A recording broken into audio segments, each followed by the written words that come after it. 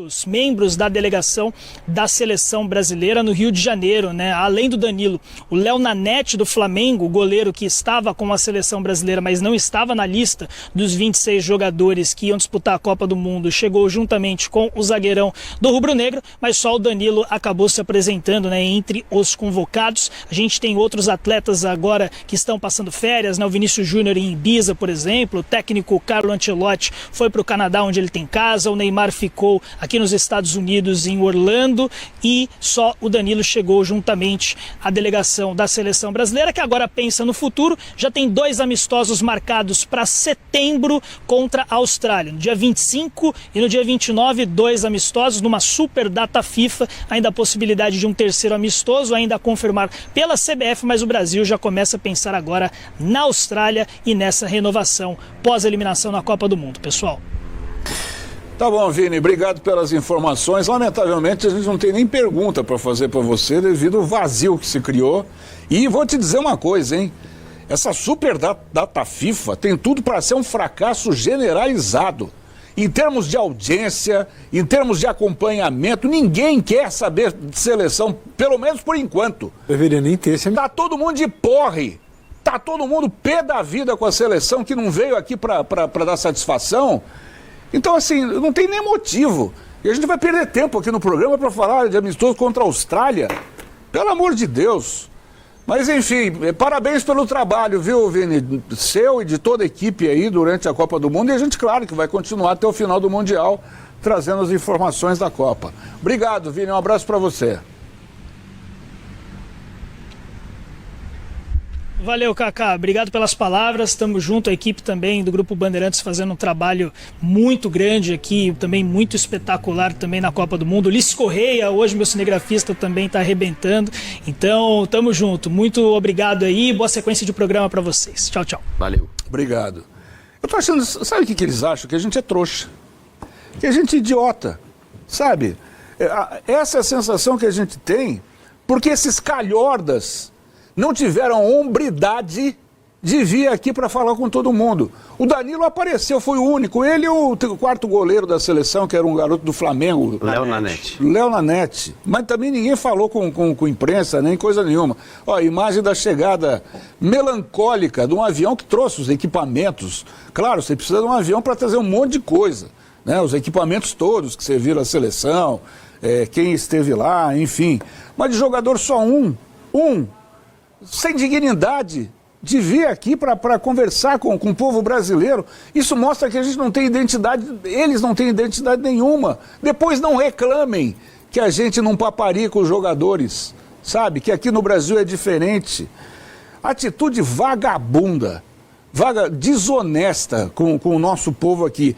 E olha, a revista Veja, de ontem, publicou uma nota dizendo que estava sendo preparado o garoto herói do Hexa. Ele já tinha 8 contratos de publicidade firmados para comemorar o Hexa com essas empresas, essas marcas que iriam patrociná-lo. Eu acho que o lado terapêutico disso tudo é que durante um bom tempo a gente não vai precisar falar mais do cara mais obscuro que vestiu a camisa da seleção nos últimos tempos. Acabou. A geração dele acabou, tá acabado. Vai ser muito trouxa o técnico da seleção, que se mantém no cargo, junto com o Rodrigo Caetano, e a gente poderia até considerar a saída dos dois, em manter esse jogador na próxima convocação. Calma, toma uma aguinha. Toma uma aguinha. Não, vou tomar mesmo, eu tô pé da vida, tô louco, tô enlouquecido. Acho que o ponto principal é que eles tinham que ter falado com a imprensa. Porque eles não falam com a imprensa, eles falam com o público em geral. É a mensagem que eles passam ao povo brasileiro. Sinceramente, se vão voltar todos juntos para o Brasil ou não, acho que esse não é o ponto mais importante. O ponto mais importante era ter falado depois da eliminação para a Copa do Mundo. E aí eu não posso criticar o Danilo, por exemplo. Foi o único que voltou para o Brasil e que falou depois do jogo. Aliás, a melhor coletiva dessa Copa do Mundo, por parte da seleção brasileira, foi do Danilo. Um líder nato. A gente pode discutir questão técnica, de campo, que eu acho que, se a gente levar em consideração isso, ele não deveria ter sido convocado para a Copa do Mundo. Mas liderança é um quesito importante para qualquer segmento da sociedade e ele demonstrou isso durante toda a Copa do Mundo. É um cara muito lúcido e que quando parar de jogar, eu acho que ele deve seguir no futebol. Para ser um gerente, para ser um coordenador de futebol, treinador, eu não sei o que ele vai fazer, qual vai ser o caminho que ele vai seguir. Mas é um cara que se expressa muito bem. Ele é um cara interessante de você bater um papo. Ele não fala o óbvio. Os outros praticamente não se pronunciaram. Nem os mais experientes, nem os menos. Acho que esse é o ponto central. Saída de Carlo Ancelotti, Rodrigo Caetano, eu já não acho que seja por aí. Acho que eles merecem continuar e que seja dado o ciclo para eles trabalharem. Até aqui foi um plano emergencial. A partir de agora, para mim, começa o trabalho de Carlo Ancelotti. Renovação, eu hoje, como não tivemos jogos, eu já estava até pensando nesse assunto. E em casa eu dei uma rabiscada, assim, vários nomes que podem pintar aí. Tem gente boa para colocar na seleção brasileira. Dá para fazer uma boa renovação. Não acho que tenha que limar todo mundo de uma vez só. Tem que sair o Casemiro, tem que sair o Danilo, o Alexandre, o Marquinhos, o Alisson. Alguns vão sair, é até natural que seja dessa forma, mas nem todos. É importante você ter experiência e alguns caras que vão guiar uma geração bem jovem ainda, que vai ter 4 anos para ser preparada para a próxima Copa do Mundo. Vitor Reis, Andrei Santos, o próprio André do Bom Futebol, do meio para frente, praticamente todos esses atletas são jovens, exceção feita ao Neymar. Então, existe uma base ali para que o Brasil trilhe esse caminho nos próximos 4 anos e ela não é tão difícil assim de desvendar. Sendo que, se você me fizesse essa pergunta lá em 2022, qual será a seleção de 2026, eu não comentaria do Ryan, por exemplo. Não seria um nome que eu apontaria e ele surgiu no meio do ciclo. Estou trabalhando com os nomes que estão no radar hoje. Tem vários bons jogadores que devem servir à seleção brasileira nesse próximo ciclo. A minha única dúvida, assim, quanto à permanência de comissão técnica e tudo, acho que o Ancelotti não é o... Eu tenho objeções quanto à forma de jogo, evidentemente, mas não quanto à capacidade, né? O que é totalmente diferente. É descobrir o porquê que ele convocou o Neymar, né? Porque isso é um ponto obscuro dessa Copa do Mundo. Né? O Neymar não ia para a Copa do Mundo. O Neymar não seria convocado para a Copa do Mundo. E de uma hora para outra o Neymar foi convocado para a Copa do Mundo. Né? Você não vai descobrir nunca. Sabe por quê? Porque ele vai assumir. Ele vai falar, não, eu convoquei porque eu achei que ele devia convocar. Ele não vai falar de pressão externa, se foi o filho do ministro, se foi o diabo que levou o Neymar. Ele não vai falar, nunca. Então, por isso que eu não vou defender tanto a permanência do Ancelotti ou não, entendeu? Porque tem também o jornalista da BBC que falou que conversou com o David Ancelotti e que realmente ele não iria para a Copa do Mundo, Neymar, o nome surgiu lá na última hora. 2 dias antes, né? Então, assim, mas o que tem a ver isso? O Neymar, então, foi o culpado? Não, já repito aqui, o Neymar no minutos na Copa. Colocar a culpa no Neymar... pelo insucesso da seleção, não é uma... E o Neymar é um funcionário da CBF e da seleção brasileira. Alguém chamou ele, alguém colocou ele em campo, alguém preparou ele e alguém arriscou colocar ele em campo. Né? Ele diretamente não foi responsável por nada. Tá bom, agora me responda uma coisa, você conhece o Neymar desde pequenininho. Por que ele tem poderes sobrenaturais? Ele se acha o Batman, mas aí é problema dele, vestir aquela fantasia ridícula, né, de Batmóvel no meio da rua. Não é disso que eu estou falando. Por que ele tem poderes sobrenaturais que aqui no Brasil ele é escalado sei lá por quem? Há influências absurdas de patrocinador, de marca, de ministro, do diabo. Como é que ele alcançou esse status fora do campo? Não estamos nem aqui analisando o campo, porque a gente cansou de analisar durante a Copa. Se ele poderia ou não jogar, se ele tinha condição ou não, como é que ele se encaixaria no time. Não é disso que nós estamos falando. São os poderes sobrenaturais que esse cara tem. Como é que ele conseguiu isso?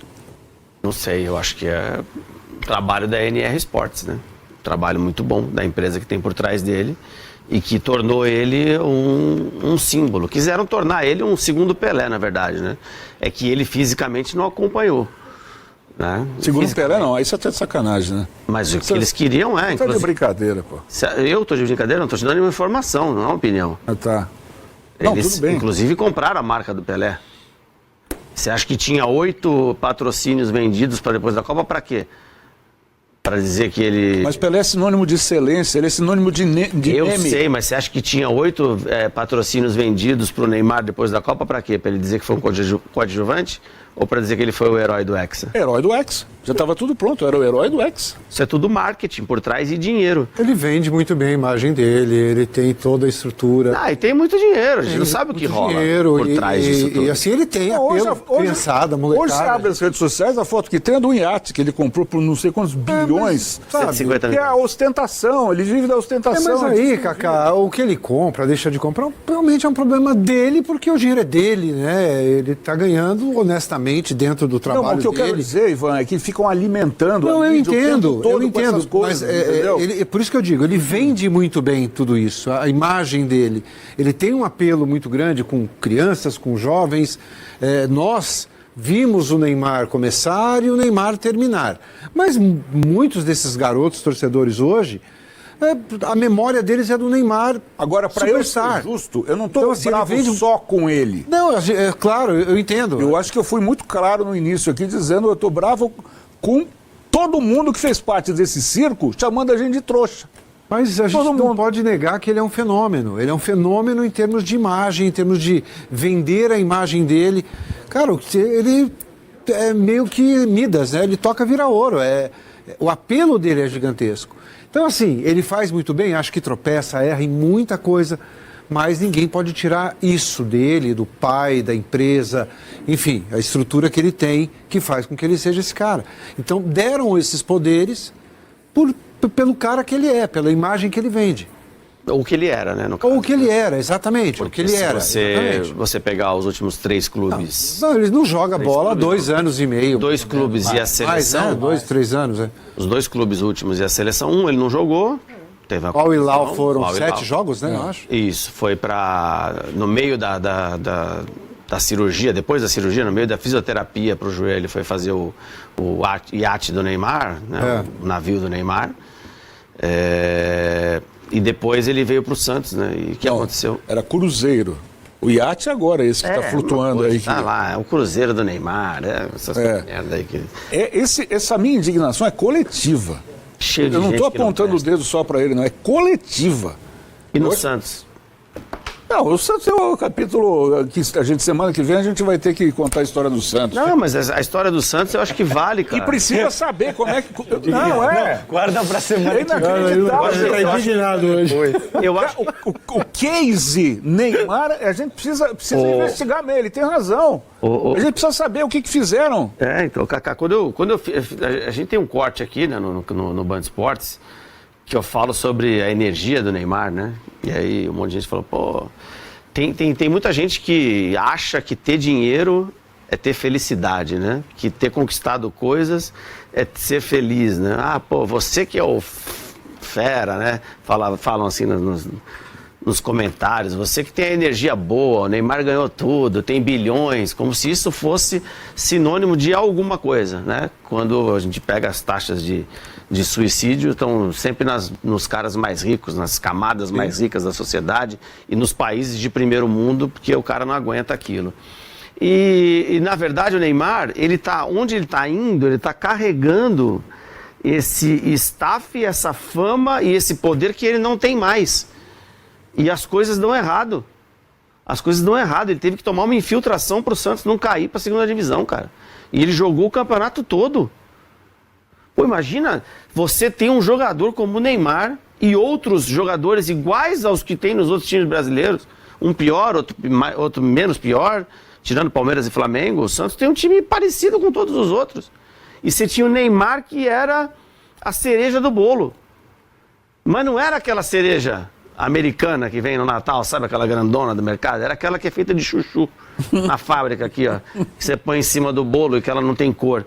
Porque, cara, um time normal com o Neymar era pra estar pelo menos classificando pro Libertadores. O cara teve que infiltrar o joelho para jogar os 3 últimos jogos contra times rebaixados, para o Santos não cair, 2 rebaixados e um que ia jogar a Copa do Brasil, para o time não cair para a segunda divisão.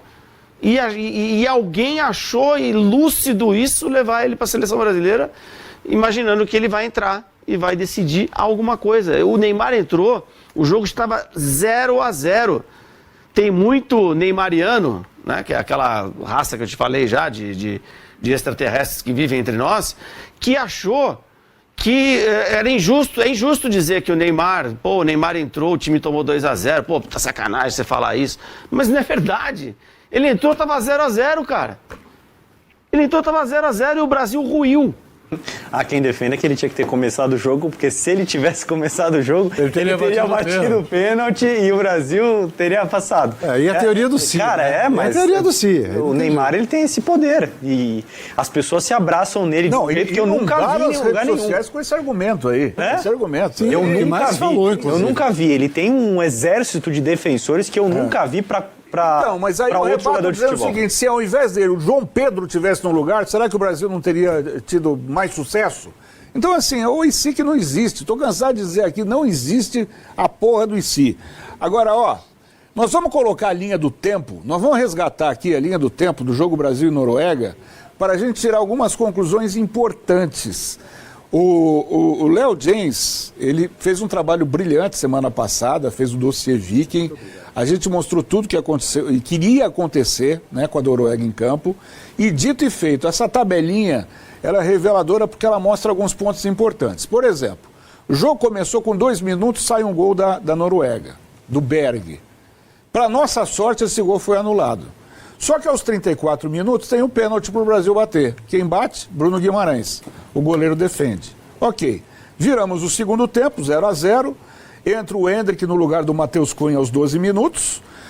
1 minuto depois, ele perde um gol cara a cara com o goleiro. Né? E eu achando que o Endrick ia arrebentar na Copa, quebrei a cara. Mas e não tem que passar a mão na cabeça dele, não. Porque é novo. Não. Enfim. Se essa jogada fosse uns 3 minutos depois, não existe a porra do IC, como você falou. Mas se fosse uns 3 minutos, eu quero acabar de entrar. Nossa, ele se consagrava. Eu acho que ele daria mais um pouco mais calmo, né? Eu acho que ele se consagraria. Passou a Copa nervoso. Ele passou a Copa desse jeito. Acho que tanto apelo pedindo por ele, né, Léo? Tudo isso, acho que nesse ponto o Ancelotti tinha razão. A gente pediu muitas vezes o Endrick titular, mas ele deu sinais de nervosismo que ele não estava pronto. Seguindo lá, estamos chegando à metade do segundo tempo, 22 minutos. O que acontece? Entra o Neymar no lugar do Martinelli e entra o Danilo do Botafogo, Danilo Santos no lugar do Ryan. 2 substituições que o Ancelotti faz. Aí o Léo Dias tem um ponto importante. Eu quero ouvir o ponto do Ryan, do Léo, porque aí vem a parada técnica. E aí que muda tudo. Muda tudo a favor da Noruega e contra o Brasil. É isso, né, Léo? Não, mas aí esse ponto é importante. Tem a entrada do Neymar, o deslocamento do Endrick para o lado direito. Para mim, esse é um ponto fundamental do jogo, porque o Brasil perde a profundidade, que é aquela velocidade para correr nas costas da defesa que o Brasil tinha, quando o Endrick perde o gol, por exemplo. Quando o Endrick muda de posição, você perde tudo aquilo, porque passa a jogar o Neymar como referência, que ele faz movimentos totalmente diferentes, ele não tem mais a velocidade, ele vem buscar a bola e ele precisa da aproximação dos companheiros. E você desloca o Endrick para jogar como um ponta direita sem ter cacuete de marcação. Esse é um ponto. Segundo ponto que a gente ainda não comentou, para mim o momento da troca não foi o ideal. É esse. Não daria para ter colocado o Neymar, acho que foi um erro dele. Mas o Ancelotti não se atentou tanto para essa questão da parada técnica. Por quê? Quando ele coloca o Neymar e mexe na estrutura do time, 1 minuto depois tem a parada técnica e ele dá a oportunidade para o Solbakken rearrumar as peças dele. Se ele espera mais 1 minuto, tem a parada técnica, ele arruma o time dele e volta para o campo diferente, ele não dá essa oportunidade para o treinador adversário. Foi mal, ele ia ter que arrumar com o carro andando. Então, mas aí entra também o componente Neymar, porque antigamente o técnico adversário coçava a cabeça e falava, meu Deus do céu, entra o craque do time, o que nós vamos fazer agora? Aí entrou o Neymar, Solbakken, sabe o que ele falou? Oba! Não, para a Noruega foi ótimo, mas legal. Mas a parte tática muda. Esse ponto que a gente conversou isso depois do jogo, até eu e o Léo, né? Como ele que trouxe a ideia e depois a gente debateu, eu falei que era pra gente conversar sobre isso, né? Mas assim, quando você tem uma parada técnica, você tem que estar esperto, cara. Entendeu? Se você vai fazer uma alteração com 12, como foi o Endrick, beleza, eu preciso alterar agora com 12. Altera. Não dá pra esperar mais. Não dá pra esperar. Você tá com 22, cara. Espera a parada. Porque cedeu, ele colocou os caras no campo, mudou a parte tática e falou pro treinador adversário: pronto, agora nós vamos parar, você dá o contra-ponto. Se arruma aí. Foi muito mal o Ancelotti, muito mal nisso. Em não entender a parada ali pra hidratação. Não cara. foi o único jogo que ele fez isso. Eu vou puxar aqui, mas em outros jogos ele fez uma mudança muito próximo da parada técnica. E a gente viu com estudos que esse é um momento crucial hoje no jogo de futebol. Que a equipe que está melhor antes da parada pode voltar pior, justamente porque o técnico do time adversário tem tempo de rearrumar o seu time. Então eu acho que ele deu armas para a Noruega. Acho que aconteceria de qualquer jeito, tá? O Brasil, como terminou o jogo, estava errado, não era para ser o Neymar, o Brasil perdeu o poder defensivo, não era para o Endrick estar na ponta direita, o Brasil perderia de qualquer forma, entrando antes ou depois da parada técnica. Mas ele deu uma arma a mais para a Noruega. Ó, tá aqui na tela, quer ver? Abre lá, Chiquinho, em pretinho aqui, ó, parada técnica. Tudo começa a desabar a partir daí. Isso. Porque aos 34 minutos tem o gol de cabeça do Haaland. Aos 45, eu revi esse lance, acho que vocês também, umas 200 vezes. O Haaland vem andando, cara. Ele anda. Ele vem caminhando como se estivesse passeando no parque lá em Oslo. Mas ele faz isso. Em Oslo. Aí, pumba, fora da área faz o gol. E o Neymar, aos 55, faz o gol de honra do Brasil. Mas... O que eu quero dizer é o seguinte, desculpa, Léo. Vai lá. A parada técnica nessa Copa é algo que a gente vai ter que estudar e discutir muito. Porque quando foi implantado pela FIFA, e aqui sempre a gente teve a parada técnica durante o alto verão, né? Com a prerrogativa de jogadores precisam se hidratar. Isso é um fato. Precisa mesmo. Você jogar de 30 graus para cima, você morre no campo, tem que se hidratar. Só que aí já fala, não, mas a FIFA está olhando o lado comercial da história. Não é mais 1 minuto, não, são 2, são 3 minutos. Né? E aí começou a mudar a estrutura dos jogos. A gente chegou a analisar antes da Copa o que iria provocar essa parada técnica. Eu anotei alguns jogos aqui, Léo. Inglaterra e Congo, 2-1 para a Inglaterra. Os 2 gols do Kenny foram depois dos 23 minutos do segundo tempo. Bélgica 3, Senegal 2. Senegal venceu por 2-0 até os 23 minutos do segundo tempo. Brasil e Noruega. Argentina e Egito. Esse jogo que a Argentina começou a jogar depois da pausa. Que ficou todo mundo enlouquecido, a Argentina virou o jogo. E tem outros que a gente vai lembrar aqui. Eu só ia buscar, mas o outro jogo que eu me lembro que o Ancelotti fez uma troca e logo teve a parada técnica foi na estreia contra Marrocos, no segundo tempo. Quando ele altera o time e logo depois chega a parada técnica, ele dá uma oportunidade para o Mohamed Ouarbi reajustar o seu time e frear a reação do Brasil que acontecia ali no início da segunda etapa. Não é possível que com a experiência dele, do filho dele, eles não tenham entendido o quão letal pode ser esse troço aqui da parada técnica. Até na estreia, foi o primeiro jogo, não se atentaram a isso. Mas contra a Noruega, já estávamos nas oitavas de final. O Brasil já tinha jogado vários jogos dentro da Copa. Então acho que era um ponto de atenção para ele. A gente trouxe ali a linha do tempo. Sai o Bruno Guimarães para a entrada do Ederson no minuto do gol. Se você pegar a jogada, o Ederson está mal posicionado, porque ele entra e ele vai dar um recado para o Casemiro. Ele está conversando com o Casemiro e a bola está saindo do lado direito e indo para o lado esquerdo. Ele não evitaria o gol, mas ele estava mal posicionado. Tem um clarão no meio campo do Brasil, o Endrick acaba errando o bote lá do lado direito. Se o Ederson estivesse ali ou não ia mudar nada. Mas é também uma falta de noção. Não era o momento para você dar o recado pro Casemiro. Espera a jogada terminar, a bola vai sair e aí você passa o recado pro Casemiro. Não precisa ser na hora que você entrou. É outro ponto para a gente ter muita atenção no gol, o primeiro gol sofrido pela seleção brasileira. Haaland andou o lance todo. Mas eu tenho certeza que ele andou porque ele trabalhou com Pep Guardiola. Tem uma passagem do Guardiola Confidencial, que é o primeiro livro sobre o Guardiola, que ele conversa com o Lewandowski. Centroavantão de área igual ao Haaland. Ele vira pro Lewandowski e fala, meu amigo, pouco me importa se você vai pegar 34 vezes na bola ou 2. Quando a bola chegar para você, eu quero que você guarde. A sua função é empurrar os zagueiros para trás. É o que o Haaland faz. Ele anda na jogada, a hora que a bola chega na esquerda, ele nota, opa, essa bola vai ser cruzada para mim. Eu vou me aproximar lentamente do Magalhães, não vou me aproximar tanto a ponto dele conseguir ter a referência e me frear. Ele dá 2 passos para a direita e corre atacando a bola. Quando ele dá 2 passos para a direita e corre atacando a bola, ele vai saltar muito mais alto do que o Gabriel Magalhães. Ele já é mais alto. E ele vem em impulsão. De frente pro gol. De frente. O Gabriel Magalhães salta saindo do chão. É uma questão física. É óbvio que o Haaland vai ter mais impulsão que o zagueiro brasileiro. Ele é espetacular. É o tal do se finge de morto. Se finge de morto. Romário fazia muito. Enquanto a imprensa fica lascando lenha, esse cara não tá jogando nada. Por que o técnico não tirou? Não tá jogando nada, tá se fingindo de morto. Só que ele vai lá e pau. É isso, né? É verdade, muito bom, muito bom. E essa do Ederson é verdade, também é um ponto observado, né? Que ele não tá lá para fazer a cobertura. Agora, o que vocês acharam o que vocês acham da manutenção dessa novidade da Copa? Porque em 94, os americanos inventaram, isso parte de outros esportes, né? O tempo corrido que vai até 90. Isso para mim foi assim um assinte.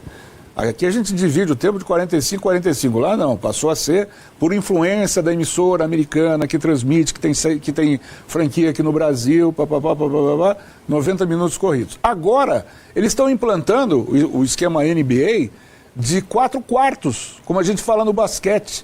Eu tinha um amigo saudoso, faleceu já há algum tempo, ele dizia o seguinte: pô, Cacau, eu assisto basquete, por que tem que ter 3 quartos antes do último? Porque o jogo vai ser sempre igual até o final. O jogo se decide só no último quarto. E o futebol, curiosamente, está acontecendo isso também. E os exemplos não param nessa Copa do Mundo. Então, quem tiver um pouco de inteligência, quem tiver um bom jogador no banco ali para substituir, vai ser letal. Nesses últimos 20 minutos, 22 minutos, sei lá quanto. Acho que tem algumas questões importantes. Por exemplo, França e Paraguai, na Filadélfia, no fim de semana. 37, 38 graus. É desumano ter o jogo nessas condições. Então você precisa parar para os caras se hidratarem. Aí não é uma questão comercial, nem uma parada técnica. É para o cara se hidratar e conseguir chegar e percorrer os 90 minutos. Aí eu acho válido, acho justo. Agora, em alguns jogos dessa Copa do Mundo, não era um calor extremo a ponto de você ter que parar. Mas serão condições desiguais. Você vai parar um jogo e não vai parar outro. Beleza, nessa Copa do Mundo vai ser implantado.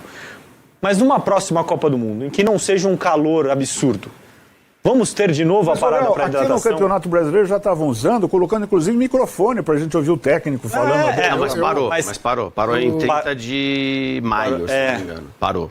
Acho que foi abril. Acho, não tenho certeza. Mas enquanto a justificativa for para preservar a saúde dos atletas, eu acho válido.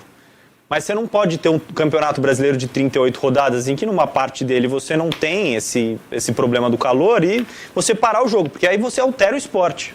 Como você bem disse, de 4 quartos. E você dá uma oportunidade para o treinador rearrumar o seu time na parada técnica, só que esse não é futebol. Eu penso assim, gente, eu acho que a questão da hidratação ela é fundamental, como a gente está colocando aqui. O cara vai cair morto lá se não tomar aguinha. Então pode tomar essa água, pode parar. Agora, eu sou contra aí a interferência de treinador. Deixa para o intervalo, os 45 minutos, 15 minutinhos lá.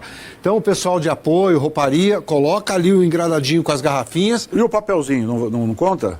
O papelzinho? Não, então, eu acho que tem que ser uma coisa bem, cabe ao quarto árbitro. Número 5, passa por número 9, então, na direita, mas aí, cai na ponta. Aí, Cacá, eu penso assim, acho que cabe ao quarto árbitro, tem que ter, proibido.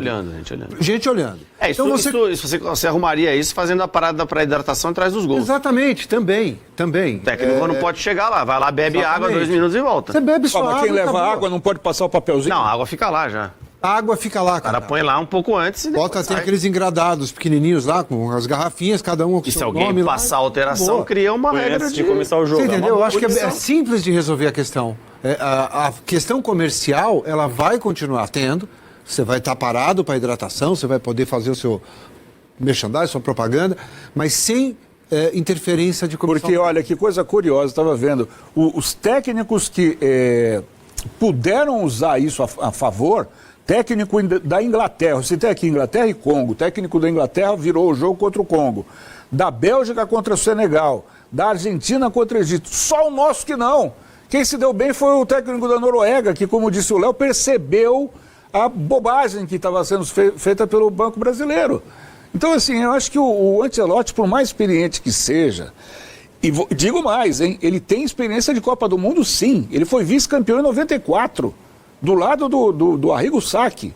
Então ele já participou de Copa do Mundo. Não é a primeira vez que ele está participando de Copa do Mundo, dirigindo uma seleção. Ele devia se atentar por um detalhe que não é pequeno, é gigantesco. E essa Copa do Mundo está provando exatamente isso. A diferença que está sendo feita no resultado após essa parada técnica. E os técnicos estão exagerando, né? Estão levando lousa.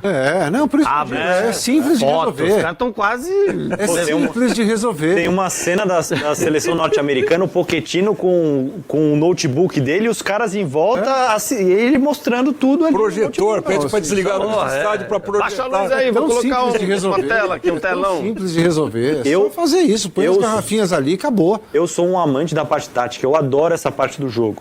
Mas o futebol é um jogo de 2 tempos. Então você tem que armar a sua estratégia, sobreviver 45 minutos e depois você tem um tempo para arrumar o seu time. Exatamente. Não vai parar com 22 para opa, deu errado, vou corrigir a rota. Ou então você corrige a rota com o carro andando. Aí é mérito seu. Mas parar o jogo, eu particularmente Inclusive, não gosto. até, né, Léo? Porque a FIFA tomou atitudes contra, por exemplo, como a FIFA queria um jogo que rolasse mais, eu vou usar um time aqui no Brasil que usou muito isso, que foi o Palmeiras. Quando o Palmeiras tinha problema nos primeiros 15 minutos, o Everton caía, Copa do Mundo de Clubes contra o Chelsea, ele caiu no chão porque a maionese estava desandando no começo do jogo, Maresca surpreendeu o Abel e cai aí o Everton. Caiu e aí a FIFA disse, nessa Copa do Mundo, se o cara caiu, o técnico não pode falar com ninguém. Né? Então ela tomou providências quanto a isso. Mas, pô, que adianta tomar providência quanto a isso, mas deixar o técnico conversar com todo mundo aos 22 minutos? Né? Não faz sentido, né? Agora, em termos práticos, essa foi a pior colocação do Brasil em Copas. A gente tem uma tela e eu discuto isso na sequência aqui com vocês. Vamos colocar essa tela mostrando a colocação do Brasil em Copas do Mundo, né? Então, 1930, Brasil em sexto, 34, 14º. Olha lá, primeira fase, hein? 1934, 14º lugar. 38, terceiro, 50, vice-campeão, perdemos no Maracanã para aquele jogo contra o Uruguai, né, o Maracanaço. 54, quinto lugar, Brasil campeão em 58 e 62, 11º em 66, Brasil campeão em 70, quarto lugar em 74, terceiro lugar em 78, em 82, quinto lugar, 86, quinto, 90, nono, Brasil campeão em 94, vice-campeão em 98, perdemos para a França por 3-0. Brasil campeão em 2002, quinto lugar em 2006, sexto em 2010, 14º em 2014, quarto lugar, Copa no Brasil aqui, a gente não conseguiu vencer a Holanda na decisão do terceiro. 2018, sexto e 2022, sétimo lugar. Agora o Brasil termina na 11ª posição nas oitavas de final. E por que eu coloquei isso? Porque o Brasil, essa Copa do Mundo, de 32 pulou para 48 seleções. E teve uma rodada a mais. Então, se o Brasil foi eliminado nas últimas aqui, nas quartas de final, você vai dizer, o Brasil agora foi eliminado nas oitavas. Só que, a partir de agora, com uma rodada a mais, que eu acho que significaria mais ou menos o equivalente a terminarmos nas quartas de final, não sei. Agora mudou tudo, né? Com essa quantidade absurda aí, o Brasil termina depois de 5 partidas. Né? Antigamente eram 7, agora são 8 jogos para você chegar na decisão. E aí, o que vocês falam dessa participação melancólica da... Acho que tem uma semelhança, você pega o primeiro europeu ali e cai. Nas últimas Copas do Mundo tem sido assim, mas eu não consigo traçar muitos comparativos em relação foi 2022, 2018... mesmo com 2006, eu acho que cada ciclo tem a sua história. Mas para mim o Brasil colheu o que ele plantou desde o momento em que ele foi eliminado da Copa do Mundo de 2022. O Brasil escolheu primeiro a seleção brasileira para o Ramon Menezes, claramente não tinha competência para ser o técnico da seleção. Depois chega Fernando Diniz para ser o técnico da seleção e do Fluminense, o que estava na cara que não daria certo. Sai Fernando Diniz, vem o Dorival Júnior, que desses técnicos todos foi o único que teve tempo para trabalhar o time 20 dias antes da Copa América. O começo do Dorival foi animador, amistosos contra a Inglaterra, a Espanha, mas depois de 20 dias de treinamento na Copa América, o Brasil teve mais um torneio abaixo do que deveria ser. Dorival foi goleado pela Argentina, foi demitido para a chegada de Carlo Ancelotti com 3 anos de atraso, porque ele já era o plano A da CBF lá atrás. E aí você deu 1 ano para esse cara trabalhar. É um trabalho espetacular? Não acho que seja um trabalho espetacular, mas também não acho que seja um trabalho ruim. A gente bateu um pouco nessa tecla, mas o Ancelotti, e ele acho que foi muito bem ao não falar sobre esse assunto, mas ele não teve o Rodrigo.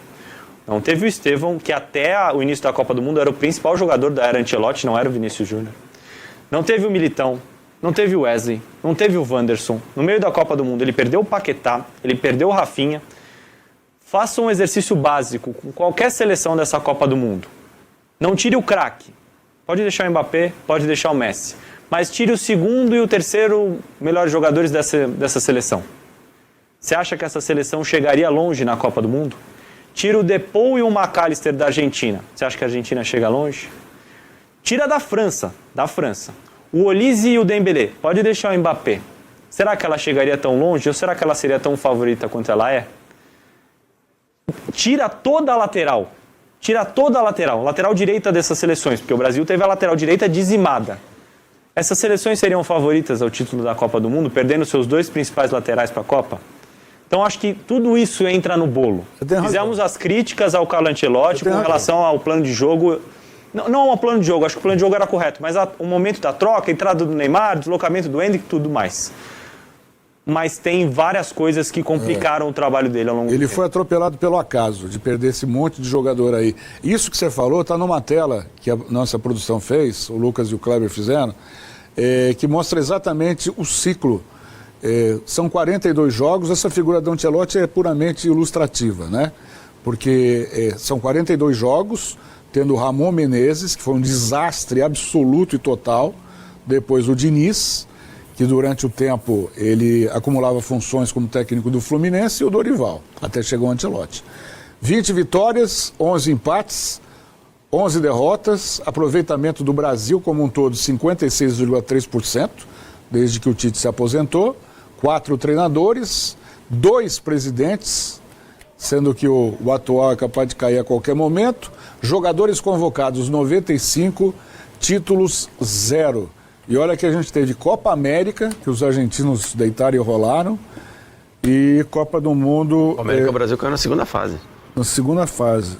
Copa América não tem oitavas, nas quartas. Né? Quartas de final. Brasil, muito pouco, né? O Brasil caiu para o Uruguai nos pênaltis com aquela cena patética do Dorival Júnior fora da roda, lembra? Foi dessa forma aí. Triste. 56% só de aproveitamento é muito pouco para uma seleção, né? Brasil. Agora, o Ancelotti que a gente não pôs na tela ali, são 17 jogos, 10 vitórias, 3 empates e 4 derrotas. Isso envolvendo eliminatórias, amistosos e Copa do Mundo. 17 jogos, 10 vitórias, 3 empates, 4 derrotas. Essa é a campanha do Ancelotti. Tem alguns jogos pelas eliminatórias. Muita gente usa como argumento a seleção marroquina, né? Que a Marrocos trocou de técnico 3 meses antes da Copa. E que Marrocos está nas quartas de final e o Brasil não conseguiu chegar. Mas tem bastante diferença entre as duas seleções. O Mohamed Ouarbi é o técnico atual de Marrocos e ele herdou um belo trabalho de Walid Regragui. Qual era o problema? Primeiro, Marrocos no campo não foi campeão da Copa Africana de Nações, quando ele foi país sede num torneio em que vários erros de arbitragem favoreceram a seleção marroquina. Isso foi considerado um absurdo, a expectativa é que Marrocos tivesse sido campeão. Era ser campeão ou nada. No final das contas, por uma canetada, Marrocos é considerado campeão da Copa Africana, só que nesse meio tempo ele foi mandado embora. Era um técnico com uma defesa muito sólida, muito forte. A média de posse de bola de Marrocos na última Copa era de 38%. Mohamed Ouarbi foi campeão sub-20 com a seleção marroquina no ano passado e a ideia era jogar um futebol mais agradável. A média de posse, por exemplo, de Marrocos nessa Copa é de mais ou menos 60%. Ele herdou uma defesa muito forte e mudou poucas coisas na questão ofensiva. O que é que Carlo Ancelotti herdou de Dorival Júnior, Fernando Diniz e Ramon Menezes? Nada. Ele começou um trabalho do zero 1 ano antes da Copa do Mundo. É difícil. Não existe a fórmula perfeita para você ser campeão do mundo. nos outros 5 títulos mundiais o Brasil teve um ciclo complicado tanto quanto esse aqui. A última vez que isso aconteceu foi em 2002. Já se passaram 24 anos. E eu tenho para mim que é muito melhor você fazer tudo certo para tentar ser campeão do mundo do que fazer tudo errado e esperar um milagre para tentar ser campeão do mundo. Não estou falando aqui que se você der 4 anos para o Carlo Ancelotti, o Brasil será campeão do mundo. Futebol não dá essa certeza.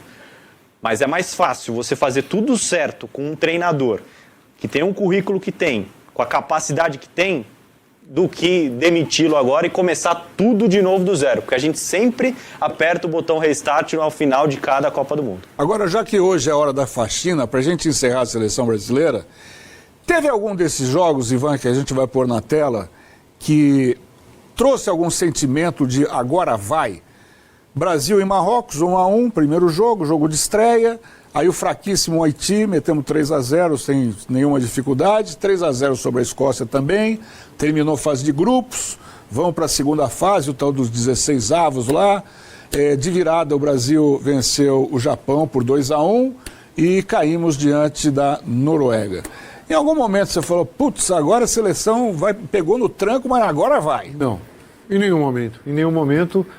Porque não mostrou futebol para que isso acontecesse, né? Para que você tivesse essa sensação.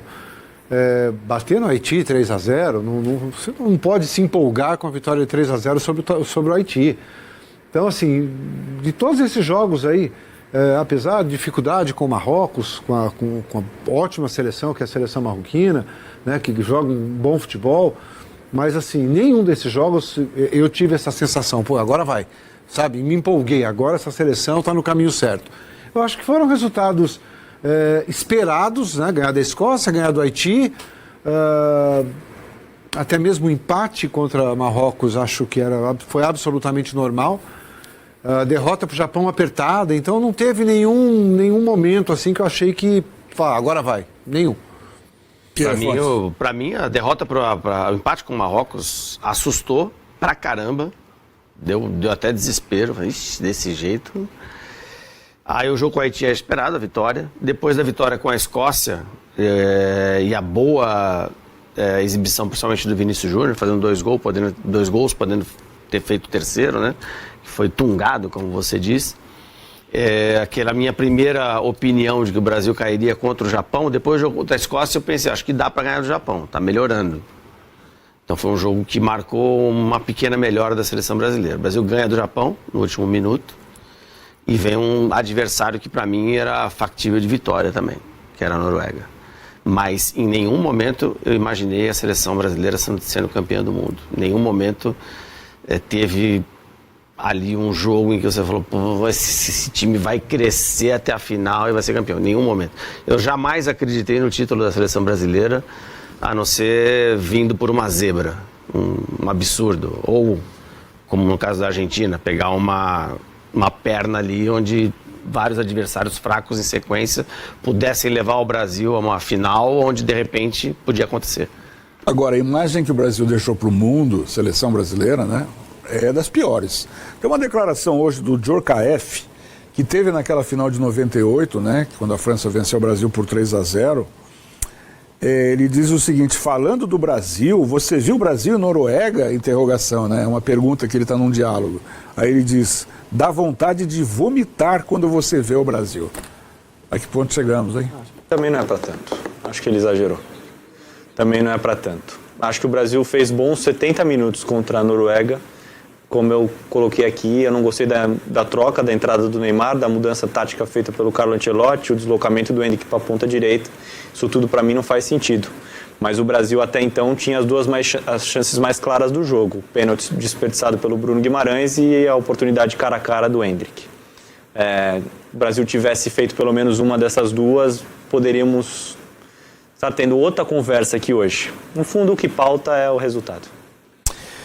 Bem, meus amigos, eu acho que a gente fez um balanço geral aí da seleção, porque amanhã começam os jogos das quartas de final dessa Copa do Mundo. Muita coisa ainda, né? A gente está catando os cacos e sempre que isso acontece, é que nem se arrumar um armário de casa. Sempre vai ter alguma peça fora do lugar ali que a gente vai logicamente, que expor e trazer à tona e tentar analisar. E a gente espera que eles falem, porque quando terminou o ciclo do Tite, eu cobrava todo dia aqui no Bola Rolando.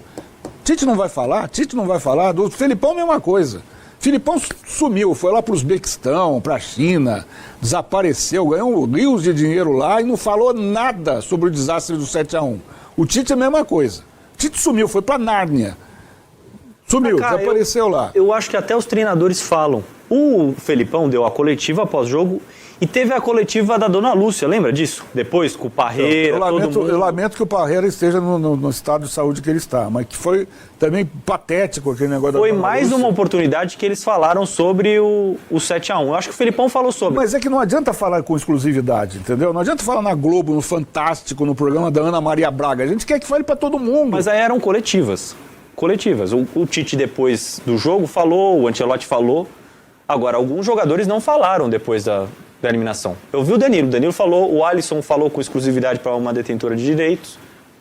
Mas e aí? E os outros? Ninguém vai falar nada? Tá tudo certo? Ele tem direito a eles se manifestam através de rede social, né?